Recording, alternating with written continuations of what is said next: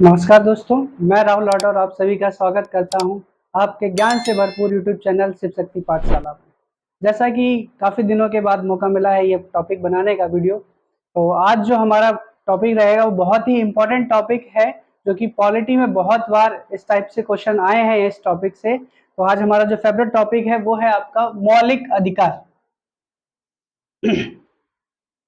अगर मौलिक अधिकारों की हम बात करें तो ये हर एक व्यक्ति के लिए आवश्यक होते हैं, उसकी जरूरत के लिए कि भाई उसको हमारे संविधान में क्या क्या अधिकार दिए गए हैं, हमारे संविधान में उसकी क्या क्या जरूरतें हैं, कौन कौन से अधिकार उसके लिए बहुत ज्यादा आवश्यक है। आज हम इन अधिकारों को पढ़ेंगे। चलिए समझते हैं। सबसे पहले आपकी बात करते हैं कि मौलिक अधिकार का उल्लेख जो है ये किस भाग में मिलता है संविधान के। तो ये भाग नंबर आता है आपका 3। अगर बात की जाए इसके अनुच्छेद से संबंधित, तो अनुच्छेद जो है आएगा आपका, वो आता है अनुच्छेद 12 से लेकर 35 तक। हमारे नागरिकों के जो अधिकार है जो हमारे भारतीय संविधान में दिए गए हैं, जिनका उल्लेख मिलता है वो अनुच्छेद 12 से लेकर अनुच्छेद 35 तक मिलता है। बात करें ये मौलिक अधिकार का जो कॉन्सेप्ट है ये कहां से आया, तो अगर हम बात करें मौलिक अधिकारों को तो सबसे पहले ये कॉन्सेप्ट आया सन 1215 में। 1215 में ब्रिटेन के राजा थे, राजा जॉन। राजा जॉन ने क्या किया था, उनके सामंतों का मतलब था जो वहां के व्यवसायिक लोग थे, जो व्यापारी थे, उनके दबाव में आकर वहां के नागरिकों को कुछ मौलिक अधिकार दिए थे, जिनको उन्होंने एक लेटर में लिखा था, एक पत्र में लिखा था। और इसलिए हम मौलिक अधिकारों को क्या कहते हैं, मौलिक अधिकार जो है हमारा क्या है, एक अधिकार पत्र है। ठीक, जो अधिकार पत्र क्या करता है, इसमें जो चीजें लिखी गई हैं वो आपके व्यक्तियों के मौलिक अधिकार का वर्णन करती है। चलिए आते हैं, अब समझते हैं कि मौलिक अधिकारों की अगर हम बात करें तो कितने टोटल मौलिक अधिकार मूल संविधान में थे। तो मूल संविधान में इनकी जो संख्या थी वो थी आपकी 7। मूल संविधान में मौलिक अधिकारों की जो संख्या थी वो थी आपकी 7। वर्तमान में अगर हम बात करें कि वर्तमान समय में हमारे मौलिक अधिकार कितने हैं, तो वर्तमान में है ये आपके 6। कौन सा मौलिक अधिकार समाप्त कर दिया गया है, तो मैं यहाँ पे नोट में आप लिख लीजिएगा ये नोट कि कौन सा एक आपका मौलिक अधिकार है जो समाप्त किया गया है, वो है आपका संपत्ति का अधिकार, राइट टू प्रॉपर्टी। इस संपत्ति के अधिकार को मौलिक अधिकार से समाप्त कर एक विधिक अधिकार बना दिया गया है, जिसको कि वर्तमान में कहां शामिल किया गया है, तो अनुच्छेद नंबर जो है आपका 300 के ए में या का में इसको शामिल कर दिया गया है। इससे पहले इसका उल्लेख था कहां, हमारे मूल संविधान में, तो देख लीजिएगा संपत्ति के अधिकार का जो उल्लेख मिलता था वो मिलता था 19 के एफ में और 31 में। ये दोनों अनुच्छेदों में आपके संपत्ति के अधिकार का उल्लेख था। लेकिन वर्तमान समय में इस संपत्ति के अधिकार को मौलिक अधिकार से हटाकर एक विधिक अधिकार बना दिया गया है, जिसको किस अनुच्छेद में शामिल किया गया है, तो अनुच्छेद 300 के ए में रखा गया है। क्लियर। अब मैं बात करूं, छोटा सा बेसिक सा डिफरेंस है कि मौलिक अधिकार और विधिक अधिकार में क्या अंतर होता है। तो मौलिक अधिकार होते हैं जिनसे ना तो कोई व्यक्ति और ना ही सरकार वो अधिकार आपसे छीन सकती है। और बात करें अगर विधिक अधिकार की, तो ना तो व्यक्ति कोई आपसे वो अधिकार छीन नहीं सकता, लेकिन अगर सरकार चाहे तो वो अधिकार आपसे छीन सकती है। ये छोटा सा बेसिक डिफरेंस है मौलिक अधिकारों में और विधिक अधिकारों में। चलिए बात आगे करते हैं, तो हम आते हैं अब अपने मौलिक अधिकारों की संख्या पर। तो सबसे पहला हमारा जो मौलिक अधिकार है वो है आपका समानता का अधिकार। समानता का अधिकार, इसका उल्लेख कहां से कहां तक का मिलता है, तो याद रखिएगा इसका उल्लेख जो मिलता है वो अनुच्छेद आपका 14 से लेकर 18 तक मिलता है। अगर हम बात करें एक नेक्स्ट, इसके जो दूसरा हमारा आपका मौलिक अधिकार है, तो दूसरा जो हमारा मौलिक अधिकार होता है वो है आपका स्वतंत्रता का अधिकार। स्वतंत्रता का अधिकार, इसका उल्लेख जो है वो किस अनुच्छेद में मिलता है, तो इसका जो उल्लेख है वो आपका अनुच्छेद 19 से लेकर 22 तक जो आपके अधिकार दिए गए हैं वो स्वतंत्रता के अधिकार के अंतर्गत आते हैं। अभी हम हर एक अधिकार को विस्तारित रूप से समझेंगे। फिलहाल हम अभी अधिकार लिख रहे हैं जो हमारे संविधान में है। आते हैं तीसरा जो हमारा मौलिक अधिकार था वो क्या है, तो वो है आपका शोषण के विरुद्ध अधिकार। शोषण के विरुद्ध अधिकार, इसका उल्लेख किस अनुच्छेद में मिलता है, तो इसका जो उल्लेख है वो अनुच्छेद आपका मिलता है 23 और 24। याद रखिएगा, बहुत बार क्वेश्चन यहां से पूछे गए हैं कि शोषण का विरुद्ध अधिकार का उल्लेख जो है वो किस अनुच्छेद में है, तो अनुच्छेद नंबर 23 और 24 इंपॉर्टेंट है। काफी बार क्वेश्चन जो है वो यहां से पूछा गया है। आते हैं नेक्स्ट हमारे अधिकारों की बात करें तो चौथा हमारा जो मौलिक अधिकार है वो किसके बारे में बात करता है, तो वो है आपका भैया धार्मिक स्वतंत्रता का अधिकार। धार्मिक स्वतंत्रता का अधिकार, जिसमें व्यक्ति को उसके धर्म से संबंधित स्वतंत्रताएं दी गई हैं। और इसका उल्लेख किस अनुच्छेद में है, तो इसका उल्लेख मिलता है हमारा अनुच्छेद नंबर 25 से लेकर 28 तक। ठीक, नेक्स्ट आते हैं पांचवा जो हमारा मौलिक अधिकार है वो है आपका संस्कृति एवं शिक्षा का अधिकार। संस्कृति एवं शिक्षा का अधिकार, और ये भी बहुत बार एग्जाम में यहां से क्वेश्चन बना है कि संस्कृति एवं जो शिक्षा का अधिकार है इसका उल्लेख किस अनुच्छेद में मिलता है, तो अनुच्छेद नंबर आता है आपका 29 और 30। फिर से मैं रिपीट कर रहा हूं, ध्यान दीजिएगा। हमारा पहला मौलिक अधिकार था समानता का अधिकार या समता का अधिकार, जिसका अनुच्छेद है 14 से लेकर 18 तक में उल्लेख मिलता है। दूसरा है हमारा स्वतंत्रता का अधिकार, जिसका उल्लेख अनुच्छेद 19 से लेकर 22 तक मिलता है। तीसरा है शोषण के विरुद्ध अधिकार, जिसका उल्लेख है अनुच्छेद 23 और 24 में मिलता है। चौथा हमारा मौलिक अधिकार है धार्मिक स्वतंत्रता का अधिकार, जिसमें धर्म से संबंधित स्वतंत्रताओं की बात कही गई है। इसका उल्लेख जो है वो अनुच्छेद 25 से लेकर 28 तक मिलता है।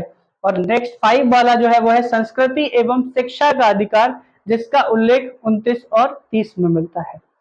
6 नंबर का या छठे नंबर का जो हमारा मौलिक अधिकार था, जिसको अभी हम पिछली जिक्र भी कर चुके हैं, जो है हमारा 6 नंबर का, वो है आपका संपत्ति का अधिकार, जिसको अभी मैंने हाल ही में कुछ टाइम पहले बताया भी था आपको। तो संपत्ति के अगर अधिकार की अगर हम बात करें तो इसका उल्लेख जो था ये मूल संविधान में किस अनुच्छेद में था, तो मैं ऑलरेडी लिख चुका हूं आपका अनुच्छेद नंबर किसमें 19 के एफ में भी मिलता है और आपका अनुच्छेद नंबर 31 में भी मिलता है इसका उल्लेख।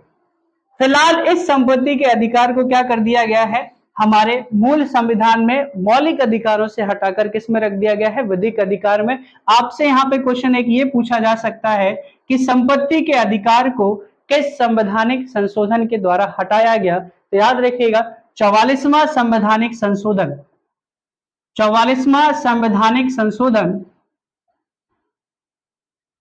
1978 के द्वारा 1978 के द्वारा क्या कर दिया गया, आपका जो संपत्ति का मौलिक अधिकार था इसको मौलिक अधिकार की श्रेणी से हटाकर एक विधिक अधिकार की श्रेणी में शामिल कर दिया गया, और जिसका उल्लेख हमारा अनुच्छेद नंबर 300 के का में मिलता है। 7वां जो हमारा मौलिक अधिकार है वो है आपका संवैधानिक उपचारों का अधिकार। संवैधानिक उपचारों का अधिकार, इसका उल्लेख किस में मिलता है, तो याद रखिएगा इसका उल्लेख जो है वो है आपका अनुच्छेद नंबर 32 में मिलता है। और इसके बारे में हमारे जो संविधान के जनक थे भीमराव अंबेडकर जी, उनका कहना था कि भारतीय संविधान की हृदय एवं आत्मा कौन सा अनुच्छेद है, तो अनुच्छेद 32 है। कौन सा मौलिक अधिकार है, तो वह है आपका संवैधानिक उपचारों का अधिकार। इसका मतलब ये है कि हमारे जो 5 के आपने अधिकार देखे हैं, अगर इन मौलिक अधिकारों को छीना जाता है किसी भी व्यक्ति से, तो उन अधिकारों के खिलाफ आप न्यायालय में जाकर कंप्लेन कर सकते हैं। लेकिन किस अनुच्छेद के द्वारा, तो अनुच्छेद 32 के द्वारा, जो क्या कहता है, आपका संवैधानिक उपचारों के अधिकार की बात करता है। चलिए, ये सब पढ़ने के बाद हम आते हैं हमारा पहला जो मौलिक अधिकार है वो है आपका समानता का अधिकार, जिसके बारे में हम विस्तार से पढ़ते हैं। चलिए, जैसा कि हमने देखा था कि हमारा पहला जो अधिकार था मौलिक समानता का अधिकार, जिसका उल्लेख 14 से 18 में है। तो सबसे पहला हम देखते हैं अनुच्छेद नंबर 14 किसके बारे में बताता है, तो वो है आपका विधि के समक्ष समानता का अधिकार। विधि के समक्ष समानता का अधिकार, इसका अर्थ क्या होता है? इसका अर्थ सिंपल सा है कि कानून या जितने भी नियम हैं, उन नियम क्या है, सबके लिए बराबर है। भारत में रहने वाला हर एक प्रत्येक नागरिक, उसके लिए कानून क्या है, वो समान है। एक गरीब व्यक्ति अगर कोई अपराध करता है तो उसको भी सजा दी जाएगी, और एक अमीर से अमीर कोई व्यक्ति अगर कोई अपराध करता है तो उसको भी समान सजा दी जाएगी। तो यही कहता है आपका अनुच्छेद 14 क्या, विधि के समक्ष क्या है, समानता का अधिकार। और इस प्रावधान को हमने कहां से लिया है, तो ये हमने लिया है ब्रिटेन से। ब्रिटेन से हमने इसको कॉपी किया है कि विधि के समक्ष समानता क्या है, इसका अधिकार जो है वो ब्रिटेन से लिया गया। इसमें नॉर्मली ये समझिएगा आप कि विधि के समक्ष का मतलब है कि अगर इसको हम अगर देखा जाए तो सिर्फ और सिर्फ हमारे भारत में इसको 20% ही यूज किया जाता है। रीजन इसके पीछे है, कारण इसके पीछे ये है कि अगर कोई भी एक छोटा सा बच्चा, मान लीजिए जिसकी एज 18 से कम है, अगर वो भी कोई अपराध करता है तो क्या सजा उसको भी उतनी मिलेगी? इसके लिए एक नया प्रावधान किया गया है हमारे संविधान में, जिसमें विधि के समक्ष समानता को ना रख के हमने क्या किया है, विधि का समान संरक्षण किया है। विधि का समान संरक्षण, इसका अर्थ है अगर कोई भी छोटा व्यक्ति जिसकी आयु 18 वर्ष से कम है, अगर उसने कोई अपराध किया है तो उसको भी सजा का प्रावधान है, लेकिन उसका कुछ प्रोविजन अलग होगा, उसको सजा के क्राइटेरिया अलग होंगे। और कोई वयस्क व्यक्ति जिसकी आयु 18 साल से अधिक है, अगर वो कोई अपराध करता है तो उसके लिए भी सजा का प्रावधान है, लेकिन उसकी सजा का क्राइटेरिया भी अलग होगा। तो इसलिए हमारे संविधान में कहा गया है कि विधि का हम क्या करते हैं, समान संरक्षण करते हैं। यानी सभी को कानून तो व्यवस्था बिल्कुल समान मिलेगी, बस जो क्राइटेरिया है आपकी सजा का वो आपका अलग अलग रहता है। तो ये इस व्यवस्था को हमने कहां से लिया है, तो इसको लिया है आपका यूएसए के संविधान से। और लगभग लगभग 80% जो है हम विधि के समक्ष समान संरक्षण को ही प्रायोरिटी देते हैं। तो यह है आपका अनुच्छेद 14, जो फिर से मैं रिपीट करता हूं कि विधि के समक्ष समानता का अधिकार जो है ये भी हम अपने देश में लागू करते हैं, जो कि हमने ब्रिटेन से लिया था, लेकिन ये कुछ ना कुछ सिर्फ और सिर्फ 20% ही रहता है इसका हक। बाकी दूसरा एक क्राइटेरिया है जो कि विधि का समान संरक्षण की बात करता है कि कानून जो है वो सबकी सुरक्षा करेगा, उसके लिए सारे लोग समान हैं। इसका उल्लेख जो हमने कहां से लिया, यूएसए से लिया। और वर्तमान में अगर देखा जाए तो लगभग 80% इस अधिकार को हम अपने संविधान के थ्रू उपयोग में लाते हैं। बात रहा हमारा जो अनुच्छेद है वो है अनुच्छेद नंबर 15। अनुच्छेद नंबर 15 क्या कहता है कि सरकार या किसी व्यक्ति के द्वारा, सरकार या किसी व्यक्ति के द्वारा किसी भी दूसरे व्यक्ति पर, किसी भी दूसरे व्यक्ति के साथ, किसी भी दूसरे व्यक्ति के साथ किन चीजों पर भेदभाव नहीं किया जाएगा, तो धर्म, जाति, वंश, लिंग एवं जन्म स्थान, एवं जन्म स्थान। अनुच्छेद 15 क्या कहता है कि राज्य या कोई भी व्यक्ति किसी और व्यक्ति के साथ ना तो उसके जन्म के आधार पर, ना उसके धर्म के आधार पर, ना जाति के आधार पर, ना वंश के आधार पर किसी भी प्रकार का भेदभाव नहीं कर सकता। ना तो सरकार कर सकती है और ना ही कोई व्यक्ति किसी और व्यक्ति के साथ कर सकता है। सरकार ऐसा नहीं कर सकती है कि आप पर्टिकुलर एक धर्म के हो तो सारी सुख सुविधाएं हम उस धर्म को दे दें, बाकी धर्मों को हम कोई भी सुख सुविधाएं ना दें।